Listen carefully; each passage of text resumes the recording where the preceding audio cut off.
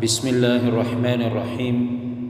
அல்ஹம்துலில்லாஹ் வஸ்ஸலாத்து வஸ்ஸலாம் அலா சய்யிதினா முஹம்மதின் வ ஆலிஹி வ ஸஹ்பிஹி வஸல்லிம் வ பஅத். ஃபஅஊது பில்லாஹி மினஷ் ஷைத்தானிர் ரஜீம். பிஸ்மில்லாஹிர்ரஹ்மானிர்ரஹீம்.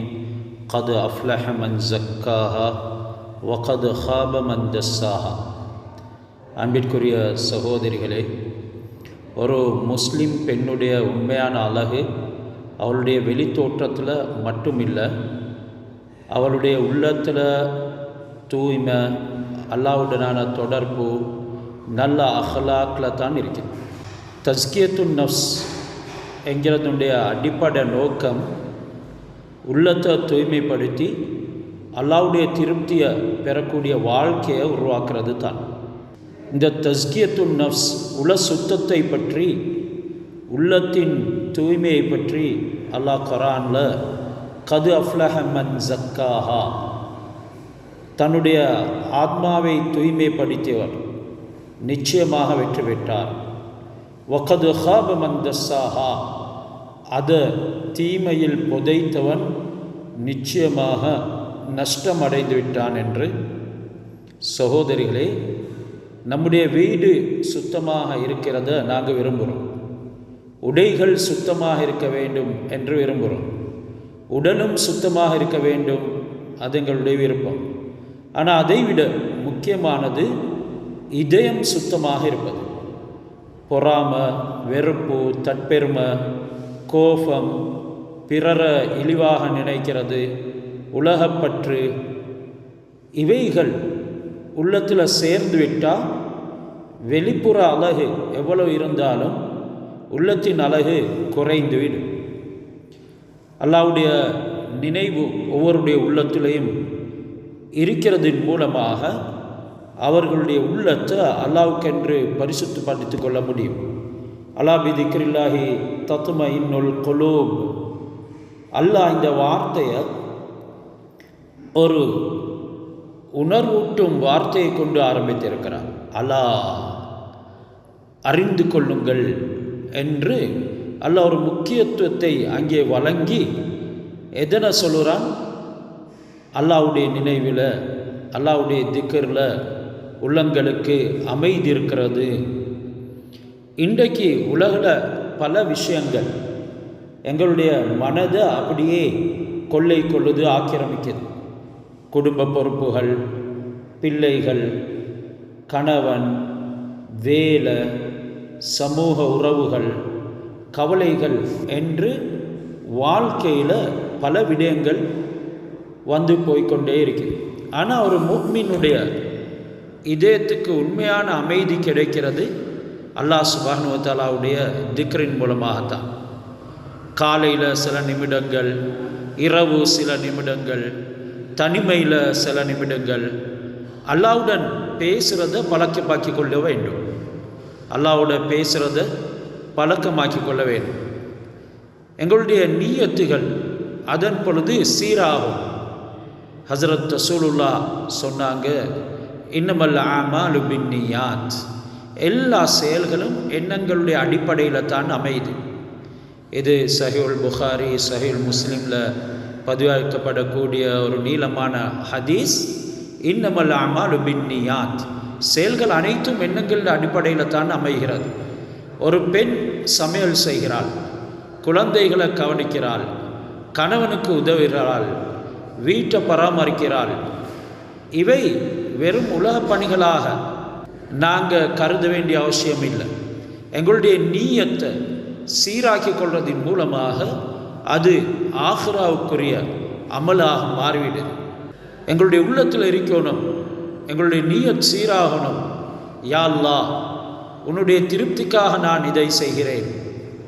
சாதாரணமான குடும்ப பணிகள் கூட இப்படியான நீயத்தின் காரணமாக இபாதத்தாக மாறிவிடுறது.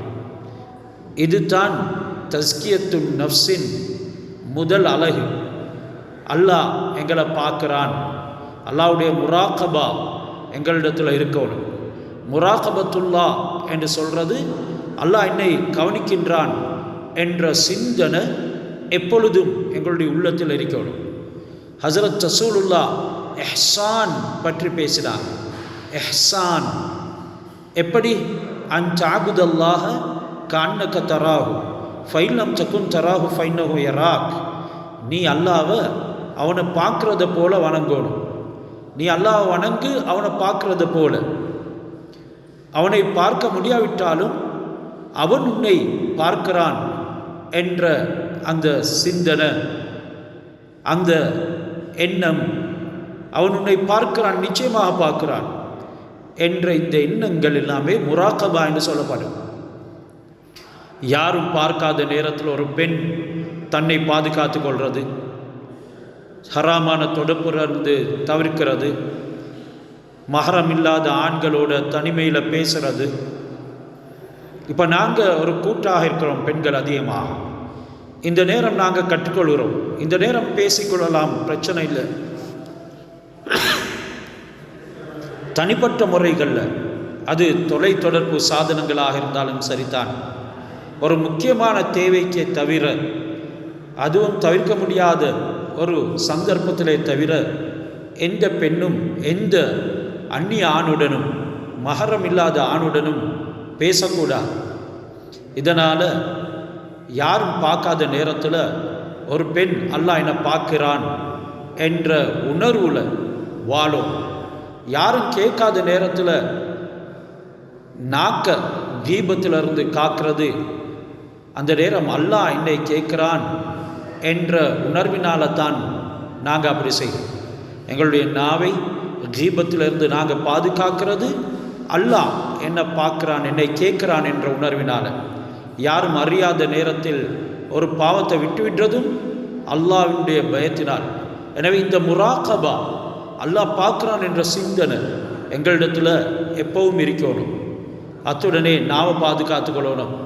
வலா யக்தப் பஅதுக்கும் பஅதா, உங்களில் ஒருவர் மற்றவரை பற்றி புறம் பேச வேண்டாம்.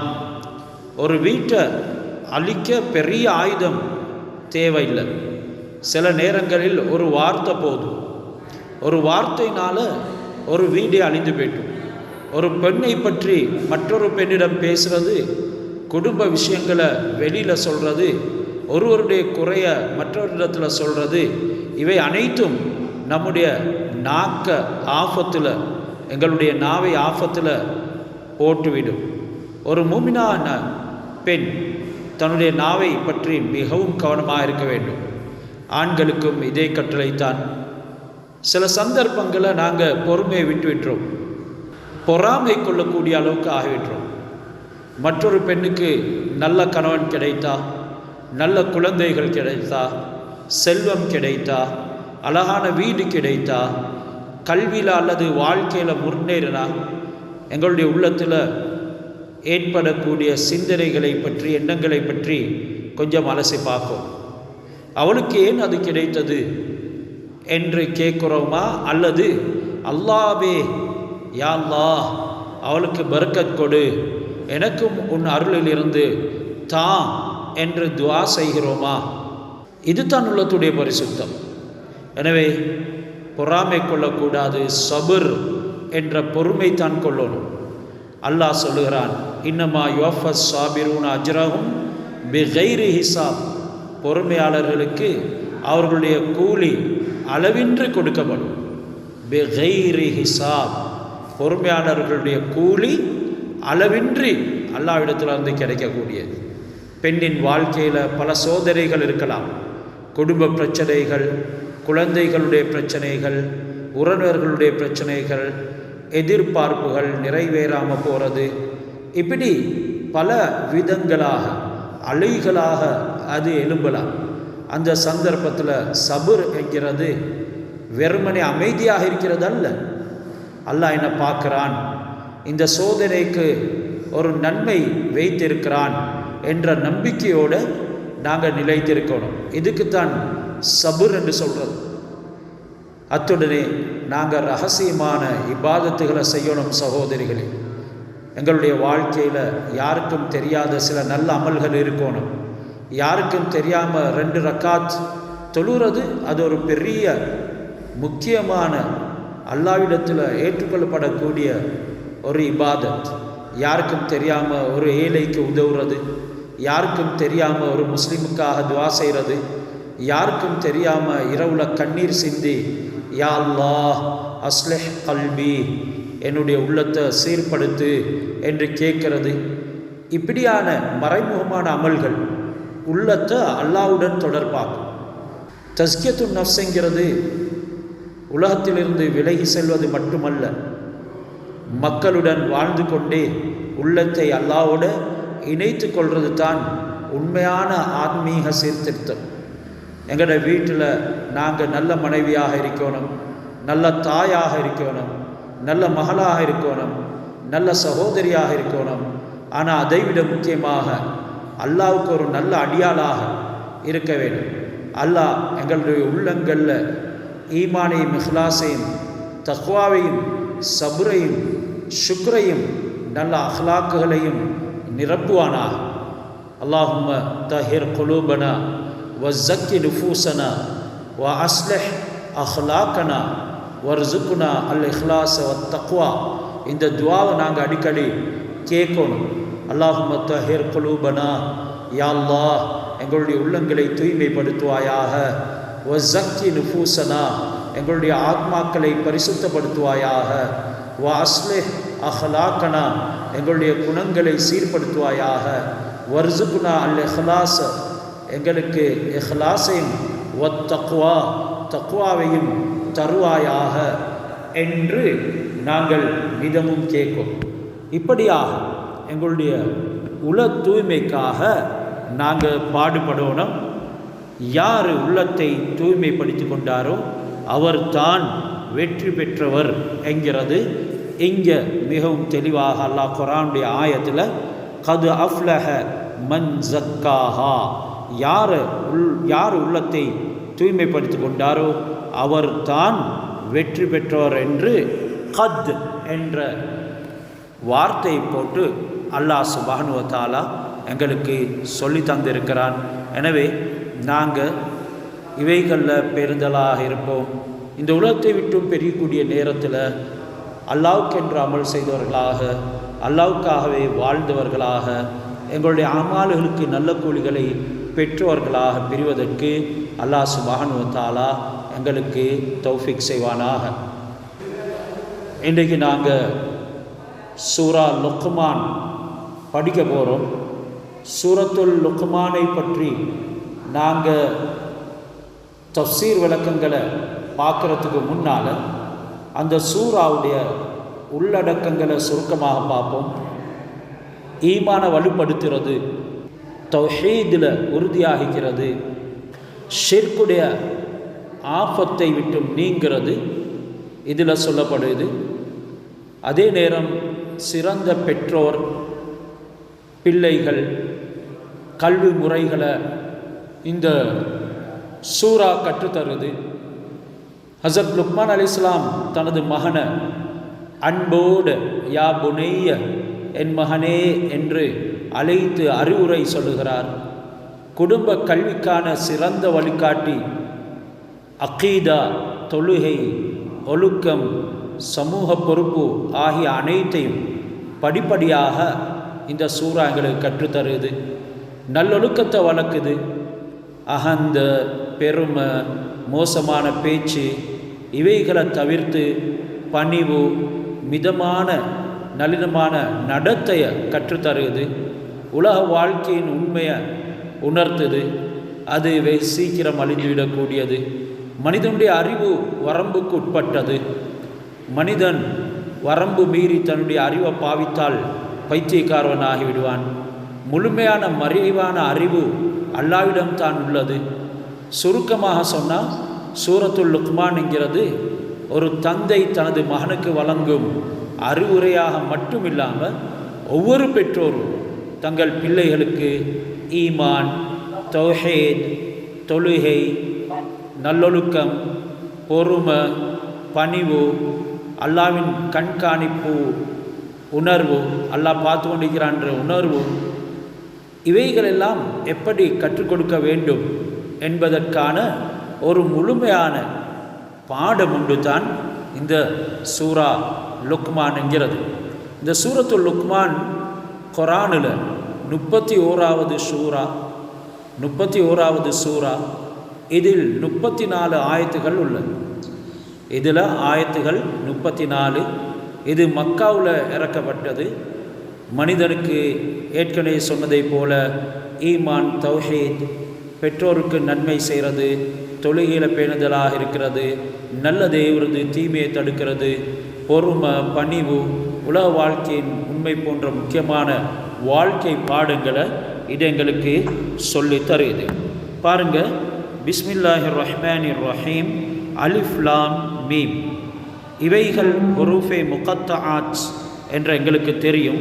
இதனுடைய அறிவு அல்லாஹ் சுப்ஹானஹு வ தஆலாவுக்கு தான் அசிலாக உண்மையாகவே தெரியும்.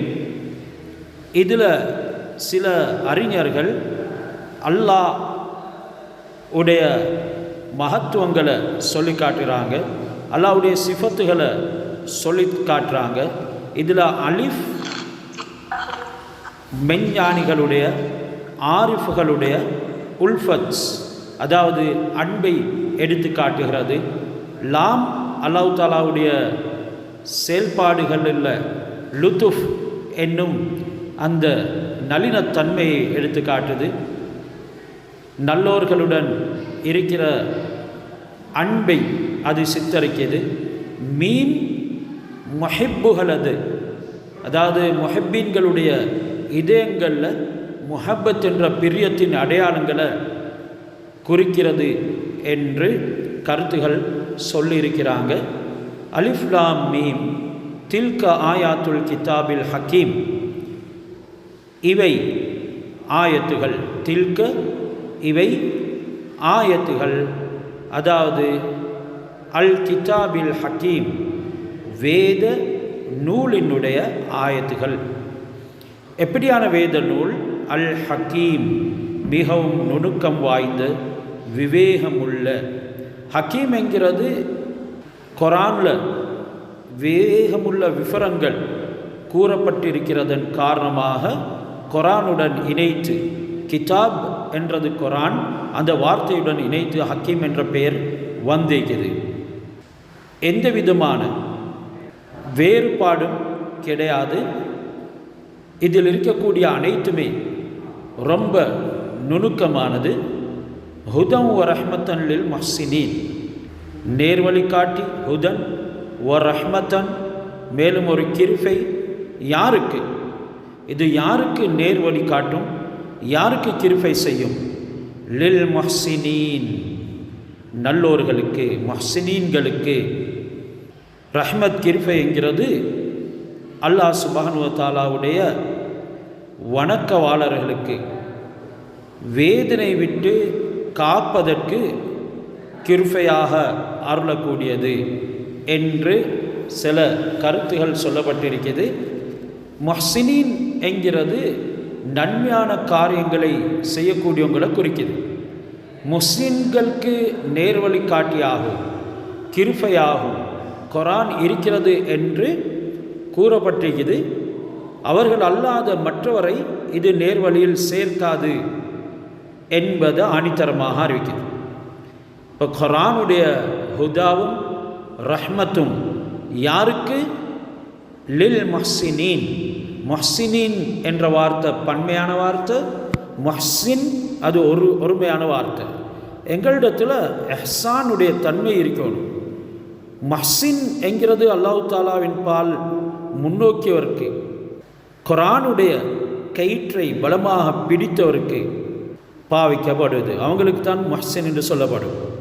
இதனால தான் ஹஸரத் ஜிப்ரீல் அலைஹிஸ்ஸலாம் அவங்க மனித ரூபத்தில் வந்து ஹஸரத் ரசூலுல்லாஹி ஸல்லல்லாஹு அலைஹி வஸல்லம் அவர்களிடம் சில கேள்விகளை கேட்ட நேரம், இஹ்சான் என்றால் என்ன? ஹஸரத் ரசூலுல்லாஹ், அல்லாவை நீ பார்ப்பது போல அவனை வணங்க வேணும், அல்லாஹ்வை நீ பார்க்கிறதை போல பாவனை செய்து அவனை நீ வணங்கணும் என்று விவரம் சொன்னாங்க. இந்த முறையில் ஒருத்தர் வணங்குவார் என்றால் அவர் எப்பவும் அல்லாஹ்வை முன்னோக்கியவராகவே இருப்பார். அல்லாஹ்வை முன்னோக்கியவர் அவனுடைய கயிற்றை பலமாக பற்றி கொண்டவராக இருப்பார். அவனை முன்னோக்கிறதுனால எந்த விதமான முறையிலும் அவருக்கு தீங்கு ஏற்பட மாட்டாது. அத்துடனே அல்லாஹ் முன்னோக்கிறது என்கிறதின் மூலம் நாங்கள் அல்லாவுக்கு ஒரு திசை இருக்குது என்று எடுத்துக்கொள்ளவும் இயலாது. அப்படி நாங்கள் அல்லாவுக்கு ஒரு திசை இருக்குது என்று எடுத்துக்கொண்டால் அல்லாவுக்கு உருவம் இருக்குது என்று சில உவமானங்களை ஏற்படுத்தக்கூடியவர்களாகவும் ஆகிவிடுவோம். அது எங்களை ஷிர்கில் கொண்டு போயிட்டு சேர்த்துடும். ஒரு முறை ஹஸரத் மூசா அலைஹிஸ்ஸலாம் அவங்க அல்லாஹ்வை முனாஜாத் செய்து கொண்டிருக்கிற நேரம், என்னுடைய ரப்பே, உன்னை நான் எங்கே காண முடியும் என்று கேட்டாங்க. அந்த நேரம், மூசாவே, என்னை நீ நாடுவீரண்டா என்னை நீ அடைந்து கொள்வாய் என்று அல்லாஹ் பதில் சொன்னான். இந்த ஹதீஸ் அல்லாஹ் திசை இல்லாதவன், அவனை முன்னோக்குவதற்கு தகுந்தவாறு அவன் ஒரு இடத்தில் குறிப்பாக இல்லை என்கிறத குறிக்குது. அல்லாஹ் மூசா அலைஹிஸ்ஸலாத்துக்கு சொல்லல, நீ சூரியன் மறையின் பக்கம் என்ன பாரு, என்னை அடைந்துக்கோ, என்னை காண முடியும் என்றெல்லாம் சொல்லலை. மாறாக எந்த திசையும் அல்லாஹ் குறிக்காம சொன்னது என்னது, என்ன நீ நாடுவீரண்டா அடைந்து கொள்வீர். எனவே அல்லாஹ் சுப்ஹானஹு வ தஆலாவை நாடக்கூடிய முஹ்ஸினீன்கள் அவர்களுடைய செயல்களில், அவர்களுடைய தொடர்புகளில், ஹலாலான உறவுகளில் அல்லாஹ்வை நாடுவார்கள் என்றால் அதனின் ஊடாக அல்லாஹ்வை அடைந்து கொள்வார்கள். எல்லாமே நலவைத்தான் துனியாவிலையும் ஆஹிராவிலையும் சந்திப்பார்கள். இந்த முஹ்ஸினீன்களுடைய தன்மை என்னவென்று அல்லாஹ் தொடர் ஆயத்தில் சொல்கிறான். அல்லதீன, அவர்கள் யாரெனில், யுகீமூன ஸலாத்த, தொழுகை நிலைநாட்டுவார்கள், வயுத்தூன ஸகாத்த, ஜக்காத்தை வழங்குவார்கள், வஹும் பில் ஆஹிரத்தி ஹும் யூகினூன், நாள மறுமையை கொண்டு நம்பிக்கை கொண்டவர்களாக, உறுதி கொண்டவர்களாக, யக்கீனுடையவர்களாக இருப்பார்கள் என்று இந்த இரண்டாவது ஆயத்தில் முஹ்ஸினீன்களுடைய, அதாவது மூன்றாவது ஆயத்தில் முஹ்ஸினீன்கள் யார் என்கிறத அல்லாஹ் சுப்ஹானஹு வ தஆலா சித்தரித்திருக்கிறார். தொழுகையை நிலைநிறுத்துறது என்கிறதுக்கு, தொழுகை மார்க்கத்தில் ஒரு தூணாக இருக்கிறதாக நாங்கள் கருதி அந்த தொழுகையை நிலைநிறுத்தணும். ஒரு பொருளை நிலைநிறுத்துதல் என்கிறதற்கு அதற்குரிய அம்சங்களை பரிபூர்ணமாக நிறைவேற்றுவது தான் குறிக்கிறது. தொழுகையை நிறைவேற்றுவது என்கிறது அதற்குரிய ஷர்த்துகளை பூர்ணமாக நிறைவேற்றுவது, அதனுடைய வெளிப்படையான செயல்கள் மட்டுமல்லாமல் அதுவும் சில முக்கியமான அம்சங்களை உளரீதியான முறையிலையும் கவனிக்கிறது.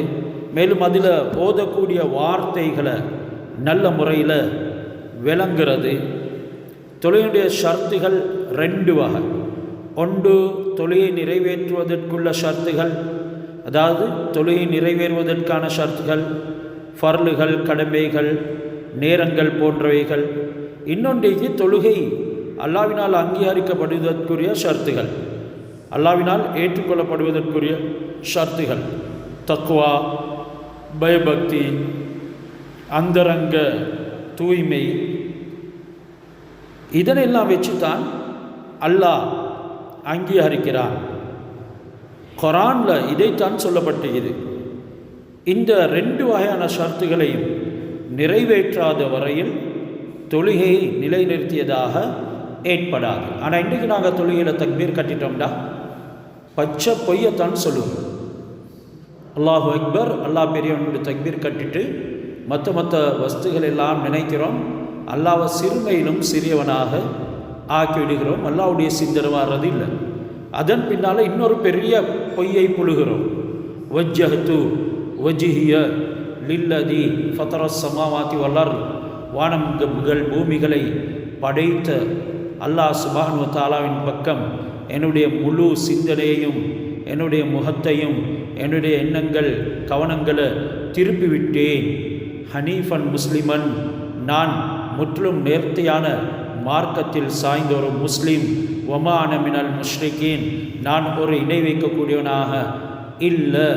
இன்ன சொலாத்தி, என்னுடைய தொழுகை, ஒமமாத்தி, என்னுடைய மௌத்து, ஒமஹியாய, நான் உயிர் வாழ்கிறது மரணிக்கிறது, ஒமஹியாய ஒமமாத்தி லில்லாஹி ரப்பில் ஆலமீன், அல்லாஹ் சுப்ஹானஹு வ தஆலாவுக்கே உரியது, லா ஷரீக லஹு, அவனுக்கு இணை இல்லை, வபிதாலிக உமிர்து வான மினல் முஸ்லிமீன், இந்த விடயங்களை கொண்டு தான் நான் ஏவப்பட்டிருக்கிறேன், நான் ஒரு முஸ்லீமாக இருக்கிறேன் என்றெல்லாம் பச்சை பொய்யத்தான் நாங்கள் சொல்கிறோம். ஏனெனில் இந்த சிந்தனைகள் எங்களுக்கு வாரது இல்லை. எப்போ நாங்கள் உள தூய்மையுடன் முஹ்சின் என்ற விதத்தில் இருந்து செயல்படுவோம் என்றால், தொழுகையில் இந்த சிந்தனை வந்து, தொழுகையில் ஆழமான ஒரு கவலை வந்து, அல்லாஹ் சுப்ஹானஹு வ தஆலாவை தொழுகையில் காணக்கூடிய ஒரு நிலைமை உண்டாகும். இதைத்தான் மூசா அலைஹிஸ்ஸலாத்துக்கு நீங்கள் என்ன தேடிக்கோங்க, இந்த முறையில் தேடிக்கோங்க என்று சொன்னார். ஹஸரத் அலி ரலியல்லாஹு தஆலா அன்ஹு அவங்க பாதத்தில் அம்பு தைத்து விடுது, மிகவும் வருத்தம், எல்லாரும் சேர்ந்து எடுக்க முடியலை. இப்பொழுது ஆலோசனை சொல்கிறாங்க, இவர் தொழுகைக்கு போனதன் பின்னால் நாங்கள் அந்த அம்பை எடுத்து விடுவோம். காத்து கொண்டு நிற்கிறாங்க ஒரு கூட்டம். இவங்க சஜிதாவுக்கு போகிறாங்க, நீளமான சஜிதா செய்வாங்க சஹாபாக்கள், அம்பை எடுத்து விடுறாங்க. அது அவங்களுக்கு விளங்கவும் இல்லை. அந்த அளவுக்கு தொழுகையில் தன்னை மூழ்கடித்து அதனுடைய இன்பம் கண்டு கொண்டிருந்தாங்க. ஹஸரத் ரசூலுல்லாஹ் குர்ரத்து ஐனி ஃபிஸ்ஸலா, என்னுடைய கண்களின் குளிர்ச்சி தொழுகையில் இருக்கிறது. சிலர் தக்பீர் கட்டினா தொழுது கொண்டே இருப்பாங்க, நஃபுல் முத்லக் தொழுது கொண்டே இருப்பாங்க. தொழுது முடிஞ்ச ஹஸரத் அலி ரலியல்லாஹு தஆலா அன்ஹு அவங்க, நீங்கள் அம்பை எடுக்கிறதுக்கா காத்திருக்கிறீங்க, நாங்கள் அதை எடுத்துட்டோம். ஆச்சரியம் அடைந்தாங்க, எனக்கு விளங்கல்லையே என்றாங்க. இதனால் தொழுகை நிலைநிறுத்துறது என்கிறதுக்கு, யுகைமுஸ்ஸலா என்கிறதுக்கு மன ஓர்மை, உண்மையான முன்னோக்குதல், அவனை தவிர உள்ளவற்றை புறக்கணிக்கிறது, இப்படி தொழுகையை நிரந்தரமாக நிறைவேற்றது என்கிறதெல்லாம் தொழுகையை நிலைநாட்டுவதற்குண்டான விளக்கங்கள் சொல்லப்பட்டுகிறது. தொழுகையை நாங்கள் பற்றி பிடிக்கணும், அதனை பாதுகாக்கணும். இப்படியானவர்களுக்குத்தான் தொழுகை நாள மறுமையில் சிபாரிசு செய்யும். படைப்பினங்களுக்கு முன்னிலையில் 5 கணவாய்கள் இருக்கிறது என்று ஹதீஸில் வந்தீங்க. அதாவது அந்த கணவாய்களை பலகீனமான பயணிகள் கடக்க முடியாது என்று ரசூலுல்லாஹ் சொன்னாங்க. அந்த நேரம் அபூபக்கர் ரலியல்லாஹு தஆலா அன்ஹு அவங்க, அந்த 5 கணவாய்களும் என்ன? அதற்கு நபி ஸல்லல்லாஹு அலைஹி வஸல்லம், முதலாவது மரணமும் அதன் கஷ்டமும், சக்கராத்து ஹாலும் என்று சொன்னாங்க. அதாவது 5 கணவாய்கள் படைப்பினங்களுக்கு முன்னால் இருக்குது. மெலிந்த சவாரிகள், பயணிகள், அதாவது பலவீனமான பயணிகள் அதனை கடக்க முடியாது. அந்த நேரத்தான் அது என்ன யார சொல்லா என்று சொன்னாங்க. அதாவது பயங்கரமான ஒரு பாதை இருக்குது, அதனை கடந்து வெற்றி பெற வேணுமெண்டா ஈமான்ல, ஆமால்களில், அல்லாஹ்வுடைய தொடர்பில் உறுதியாக இருக்கணும். அப்போதுதான் அதிலிருந்து தப்ப முடியும். அதில் முதலாவது சக்கராத் ஹால் என்று சொன்னாங்க, பேங்க்ஸ் ஆஃப் டெத்ஸ். அந்த சக்கராத் ஹாலை கடக்கிறதாக இருந்தால் பலவீனமான ஆமால்களை வைத்துக்கொண்டு, பலவீனமான ஈமானை வைத்துக்கொண்டு கடக்க முடியாது. 2வது கபரும் அதன் வெறுமையும் என்று சொன்னார்.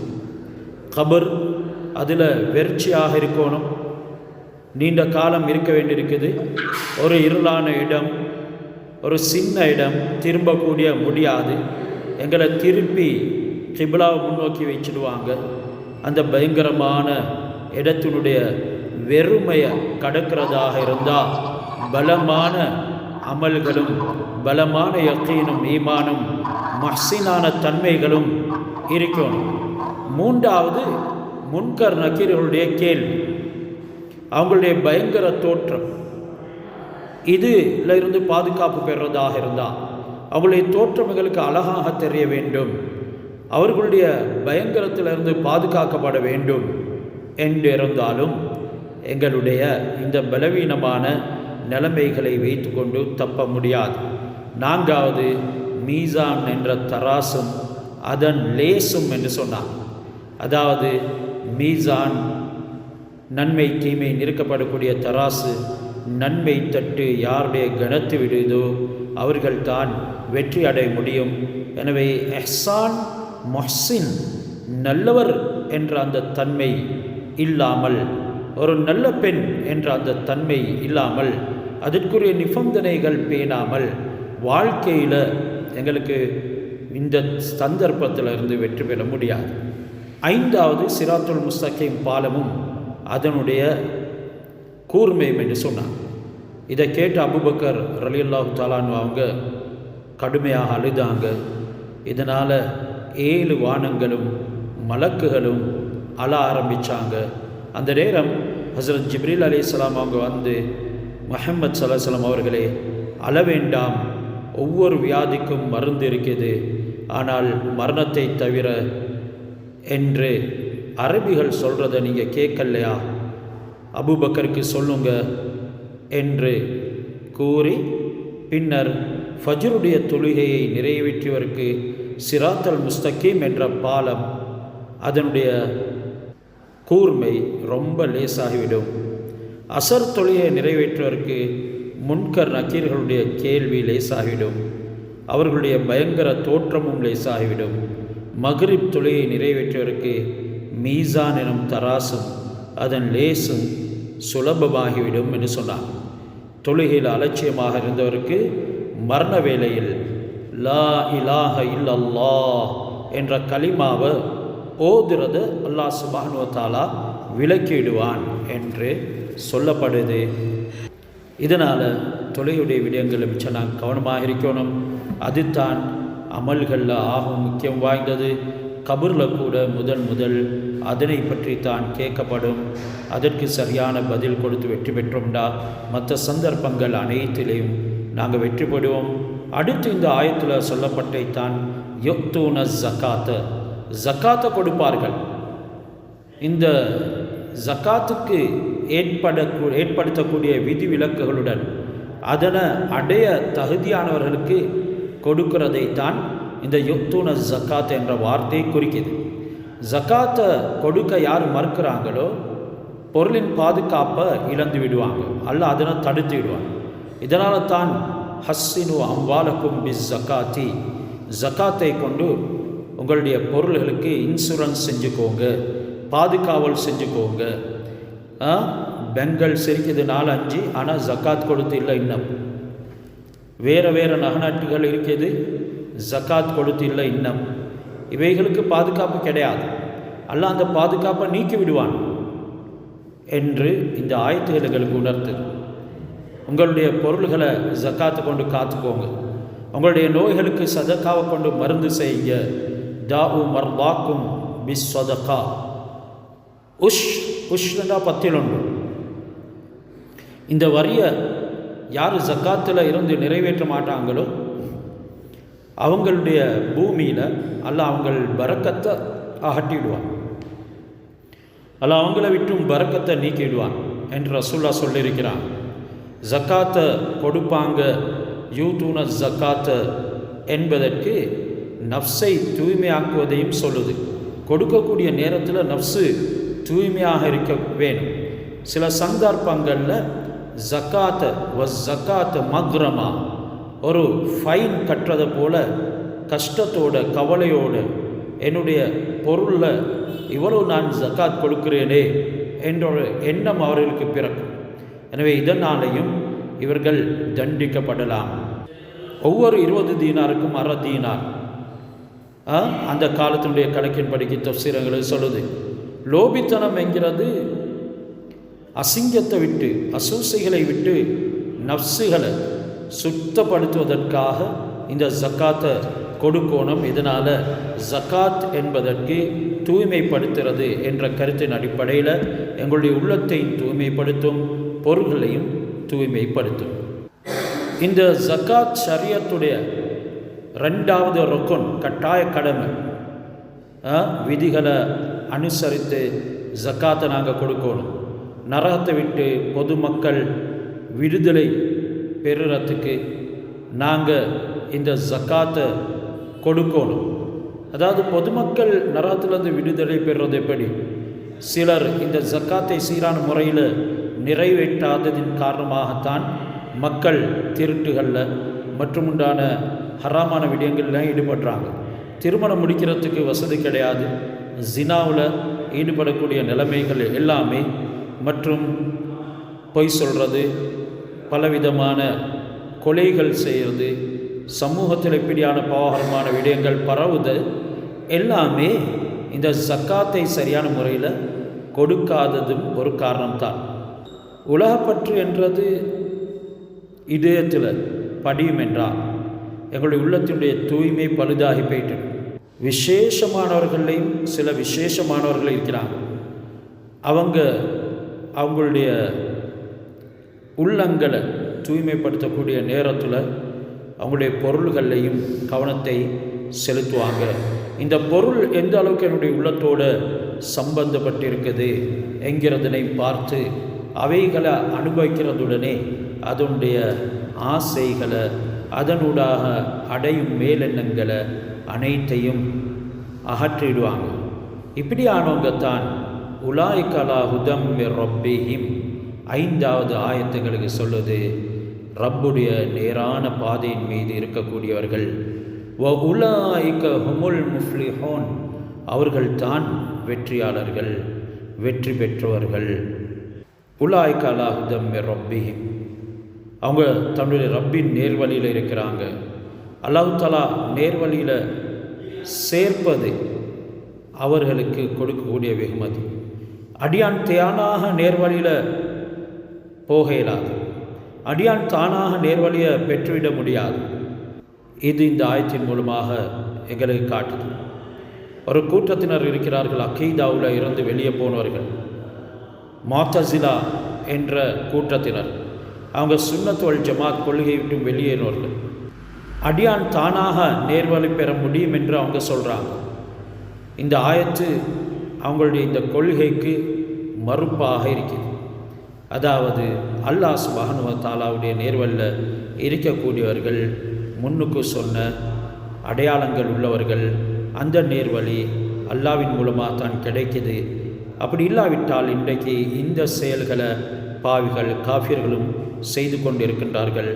என்றாலும் அவங்க முஹ்சினீன்களாக, உல தூய்மை உடையவர்களாக, அல்லாஹ்வுக்கென்று அல்லாமல் துனியாவினுடைய பிற இணைகளுக்காக வேண்டி அவங்க கொடுக்குறாங்க. இதனால் அல்லாஹ்வுடைய நேர்வழியும் அவர்களை விட்டு அகற்றப்படுது. இல்லா மன்ஷா அல்லாஹ், அல்லாஹ் யாரை நாடுறானோ அவர்களை தவிர. நாங்கள் விளங்கிக் கொள்ளணும் 3 காரியங்கள் நேர்வழி அடைவதற்கு அடையாளம்.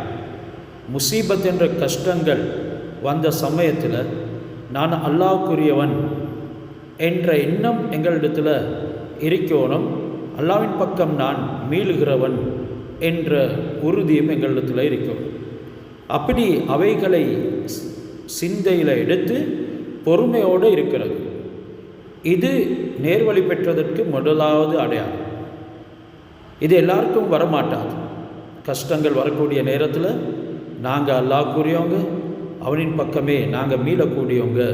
அதாவது இன்னா லில்லாஹி வ இன்னா இலைஹி ராஜிஊன் என்று வாயளவில் இல்லாமல் உள்ளத்தின் அளவில், செயல்களின் அளவில் இருக்கணும். இது நேர்வழிக்குரிய முதலாவது அடையாளம். 2வது தான் பொறுமையோடு இருத்தல். அது முதலாவது செய்கிறது. 2வது பாக்கியங்கள் வார நேரத்தில் நிதானமாக, தன்னடக்கமாக இருக்கும்.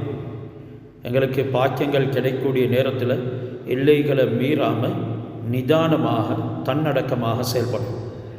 3வது நேர்வழி அடைந்ததுக்கு அடையாளம், பிறருக்கு கொடுக்கும் நேரத்தில் அதனை சொல்லி காட்டாமல் இருக்கும்.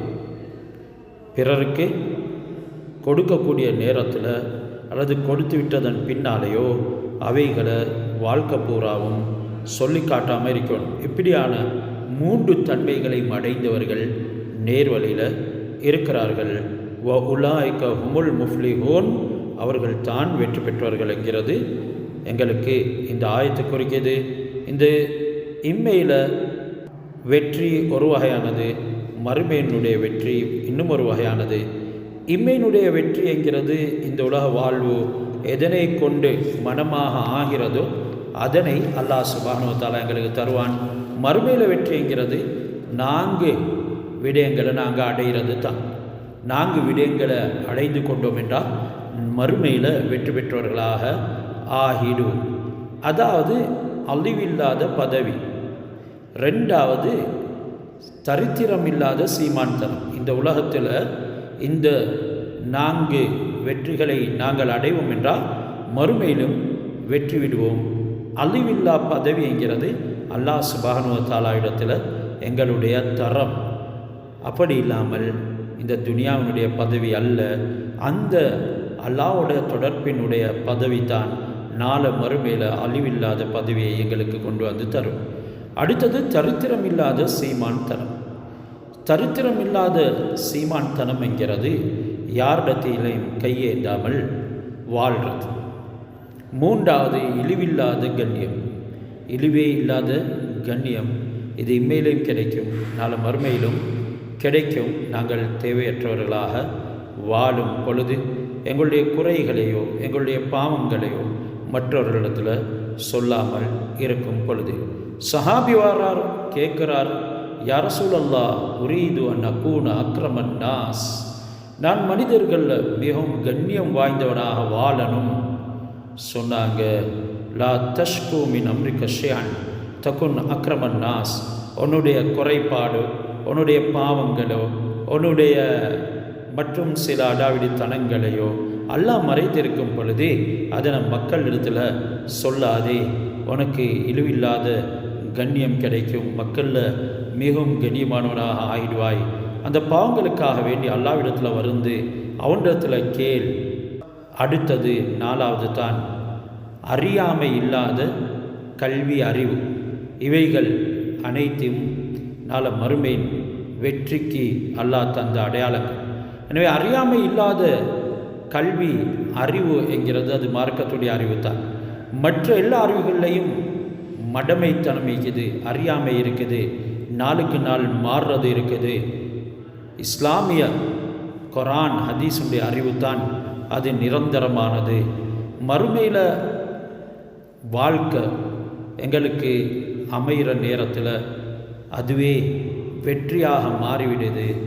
ஒரு முஃமின் குறைஞ்சது நோயில் அல்லது தாழ்மையில் இல்லாமல் இருக்க மாட்டார். குறைஞ்சது ஒரு முஃமினுக்கு நோய் வரும், சில சந்தர்ப்பங்களில் தாழ்மை இருக்கும் அவரிடத்தில். ஹஸரத் ரசூலுல்லாஹ் சொன்னாங்க, இந்த உலகில் மூமினானவர் இங்கே சொல்லப்பட்டுள்ள 3ல் 1 அடையாமல் இருக்க மாட்டார். ஏனெனில் இந்த உலகம் சோதனைகளும் கஷ்டங்களும் நிறைந்த ஒரு இடமாக இருக்குது. அதாவது சில சந்தர்ப்பங்களில் ஒன்று குறைவில் இருப்பார், அல்லது நோயில் இருப்பார், அல்லது தாழ்மையில் இருப்பார். இந்த 3ல் 1 அடைவார். குறைவுங்கிறது மனிதனுக்கு ஏற்படும், அதில் பொருள் குறைவு மற்றும் உண்டான பலவிதமான குறைவுகள். நோயில் விழுந்துடுவார், நோய் மனிதனுக்கு வரத்தான் செய்யும். அடுத்தது தாழ்மை.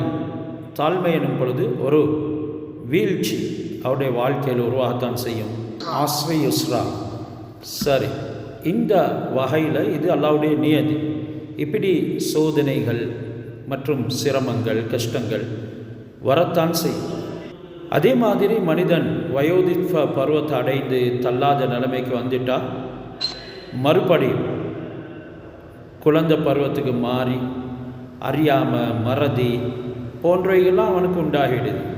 அல்லாஹ் அதனையும் குர்ஆனில் சொல்கிறார், சும்மா யுரத்து இலா அர்தலில் உமர், பிறகு நாங்கள் அவர் ஒரு தள்ளாடும் வயதுக்கு ஆக்கிடுவோம். லிக்கைலா யாலம மின் பாதி இல்மின் ஷைஆ, அவர் அறிஞ்சதை கூட மறந்து விடக்கூடிய ஒரு நிலைமை உண்டா. இப்படி ஒரு சின்ன புள்ளத்தனத்துக்கு ஆகிவிடுவார். இதனால் நாங்கள் மார்க்க அறிவை பெறுவோம் என்றால் அல்லாஹ் சில நேரங்களில் பாதுகாப்பான். அல்லாஹ் தள்ளாடும் வயது வரைக்கும் பிற்படுத்த மாட்டான். தள்ளாடும் வயது என்கிறது மிகவும் இழிவான ஒரு வயது. ஹஸரத் ரசூல் துஆ செய்வாங்க, அல்லாஹும்ம இன்னி அஊது பிக மின் அன் உரத் இலா அர்தலில் உமர். 5 நேர தொழுகைக்கு பின்னாலும் நாங்கள் துவாக்களை ஓதுறதுக்கு முன்னால் இந்த துவாவை செய்வோம். கையேந்துவதற்கு முன்னால் இந்த துவாவை செய்வோம். யா அல்லாஹ், என்னை அர்தலுல் உமர் தள்ளாடும் வயது வரைக்கும், அதாவது தெரிந்ததும் தெரியாத வயதுக்கு நான் ஆகுவதை விட்டும் உன்னிடத்தில் பாதுகாவல் தேன்றேன் என்று நபி அவங்க துவா செஞ்சுக்கிறாங்க. பொதுவாக மனிதனுடைய வாழ்க்கை 63 தான். சிலர் 80, 90 என்று போவாங்க.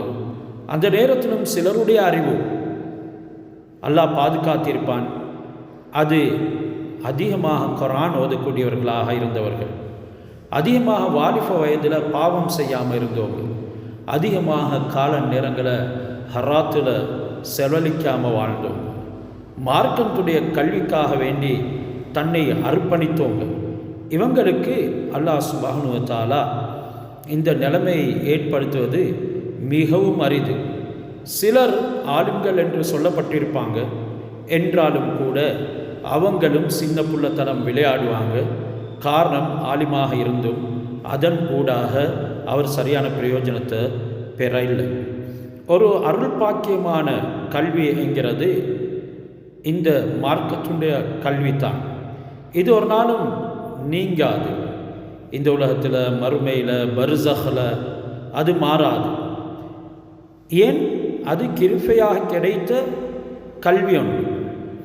மனிதனுடைய தன்மையில் பலகீனம் ஏற்படக்கூடிய நேரத்தில், மறதி உண்டாகக்கூடிய நேரத்தில் அக்குல் என்று குறிப்பிட்ட அறிவுக்கு இங்கே சம்பந்தமில்லை. அதாவது அல்லாஹ்வுடைய கிருபையால் கிடைத்த அறிவுக்கு அக்குலினுடைய, அதாவது அறிவினுடைய பேதளிப்பு கிடையாது. இதனால தான் கிருபையாக இந்த பிரயோஜனமான கல்வியை அடைந்தவங்களுக்கு முதுமையிலேயோ வயோதிபத்திலேயோ அறிவின்மை, அதாவது அவருடைய மடத்தனம் உண்டாகிறது ஏற்பட மாட்டாது. ஆனால் மற்றைய சாமானிய மனிதர்கள், அல்லாஹ்வுடைய இந்த இல்ம அடையாத அறிஞர்கள், இந்த உலகத்தினுடைய அறிஞர்கள், இவங்க முதுமையில் வயோதிபத்தில் இந்த நிலைமைக்கு ஆளாகிடுவாங்க. எதுவுமே அறியாதவர்களாக ஆகிடுவாங்க. அஹ்லுல் ஃபலாஹ் என்ற சீர்திருத்தவாதிகள், அதாவது அஹ்லுல் ஃபலாஹ் என்றால் வெற்றியுடையவர்கள், இவர்களில் முஸ்லிஹ்கள் இருக்கிறாங்க, சீர்திருத்தவாதிகள். அவங்களுடைய கூட்டத்தில் சேர்றதுக்கு நாங்கள் இந்த மார்க்க கல்வியை தேடுறது கடமை. இது இன்மையில், அதாவது இந்த உலகத்தில் தஸ்கியத்துன் நஃப்ஸ் என்ற உள்ளத்தினுடைய தூய்மையாலையும், மறுமையில் முராக்கபாக்களுடைய அந்தஸ்துகளை அடையிறத்துலையும் எங்களுக்கு கிடைக்கும்.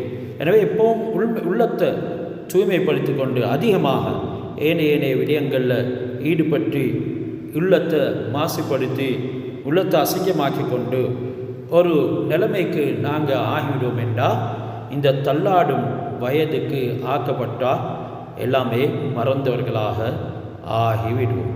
அல்ஹம்துலில்லாஹ்.